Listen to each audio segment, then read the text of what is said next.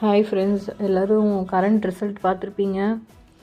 So இப்போ டிவிக்கு விஜய் சுற்றி எத்தனை கமெண்ட்ஸு, எத்தனை அப்போசிஷன்ஸு, பேச விடாமல் எத்தனை பாலிட்டிக்ஸு, விஜய்க்கு வந்து எக்ஸ்பீரியன்ஸ் இல்லை எல்லாம் சொல்லி எத்தனை பாலிட்டிக்ஸு, அதை எல்லாத்தையும் தாண்டி இப்போது வந்து பார்த்திங்கன்னா நமக்கு ரிசல்ட் வந்து காட்டிடுச்சு. ஸோ நம்ம எவ்வளோ நல்லது பண்ணுறோமோ அதுக்கேற்ற மாதிரி மக்கள் நம்மளை பிலீவ் பண்ணுவாங்கங்கிறதுக்கு இந்த எலெக்ஷன் வந்து ஒரு சாட்சி.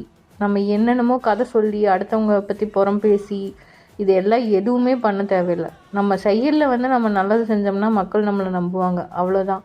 இப்போ டிஎம்கே ஏடிஎம்கே எல்லாம் வந்து இவ்வளோ என்னென்னமோ பண்ணதுக்கு மக்களுக்கு நல்லது பண்ணிட்டு போயிருந்தாங்கன்னா ஆட்டோமேட்டிக்காக மக்கள் அவங்களுக்கு ஓட்டு போட்டுருக்க போகிறாங்க.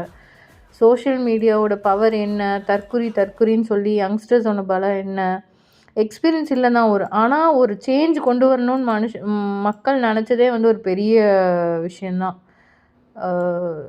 ஸோ இது வந்து நமக்கு ஒரு லைஃப் லெசனும் தான். இப்போ விஜய் வந்து எவ்வளோ பிரச்சனை வந்தது, எல்லாத்தையும் குத்த சொல்லிட்டு பேசிட்டு கற்றுன்னு கத்திட்டுலாம் இல்லை, அமைதியாக பொறுமையாக மூவ் எடுத்து வச்சார், பொறுமையாக இருந்தார்.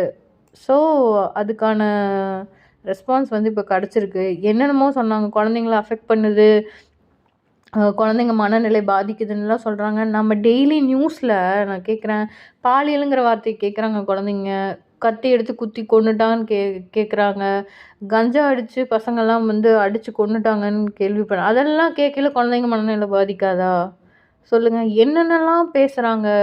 ஏதாவது ஒரு நல்ல விஷயமா இது வரைக்கும் பேசியிருக்காங்களா? ஏதாவது ஒரு நியூஸ் சேனல் நம்ம இது வரைக்கும் நல்ல விஷயத்தை பற்றி கேள்விப்பட்டிருக்கோமா? So we hope for a good change. So ஒரு நம்பிக்கை நமக்கு கிடச்சிருக்கு. All the best TVK.